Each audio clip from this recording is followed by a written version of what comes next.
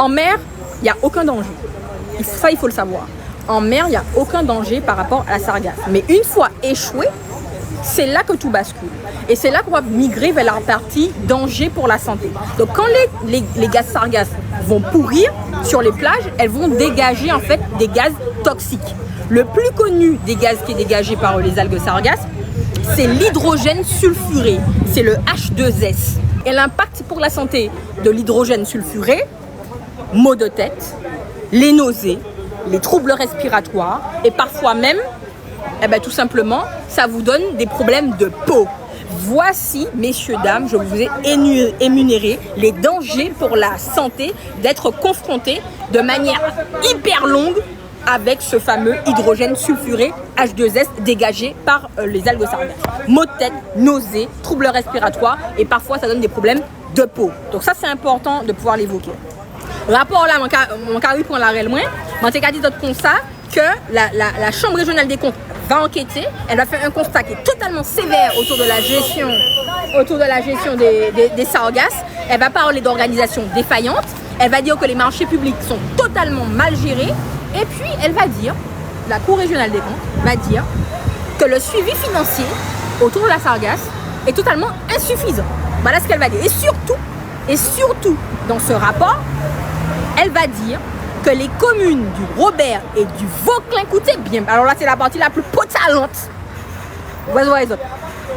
La Cour régionale des comptes va dire les communes du Robert et du Vauclin n'utilisent pas tout l'argent disponible.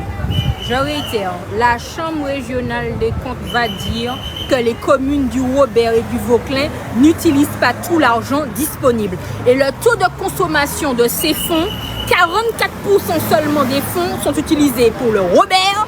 Alors peut-être que ça pourrait répondre à la question de pourquoi il y a blocage. Tout est dans les rapports. C'est pour Chifokli. Si nous pas ni justement médias pour informer et nous café justement parce qu'il est important que vous ayez les informations. Donc ça voudrait dire que Robert, les riverains, le collectif est démonté, ce sont des riverains. Ils se sont montés en collectif pour justement alerter, donner plus de visibilité sur la problématique sargasse, mais tout en sachant que peut-être qu'ils passent même au courant de l'information là. Le rapport là qui a dit comme ça, que Robert et puis Vauclin pas qu'à utiliser tout l'argent qui est disponible. 44% uniquement de la dotation allouée pour la gestion des sargasses est utilisée par la ville du Robert. Ah bon, parce qu'il faut que dire ça à la population aussi, Robertine. Faut que dire ça. Et puis en plus, 49% uniquement de la dotation est utilisée pour le Vauclin. Donc ça veut dire que l'on a 100% qui est alloué. Et puis c'est 44% pour Robert. Et puis 49% uniquement Vauclin qui est utilisé. Oh là nous aller. La conséquence c'est quoi? Eh bien, la conséquence c'est quoi? C'est que certaines communes vont payer seules alors que les subventions leur ont été accordées. Et après les communes qui disent comme ça, ils n'ont pas dit l'argent. Aussi les restants à passer, 49% pour le Vauclin uniquement est utilisé. Oui, c'est bon pour moi. De l'eau, c'est bon.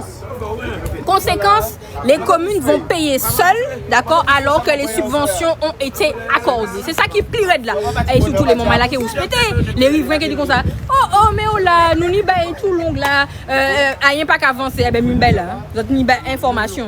Lit, c'est ça nous bouffer. Petit bruit, petit tac, et puis il est bon. Bon. Donc ça pose une vraie question, ça c'est certain, une vraie question autour de la gouvernance et la gestion des fonds, ce que a soulevé justement la Cour régionale des comptes.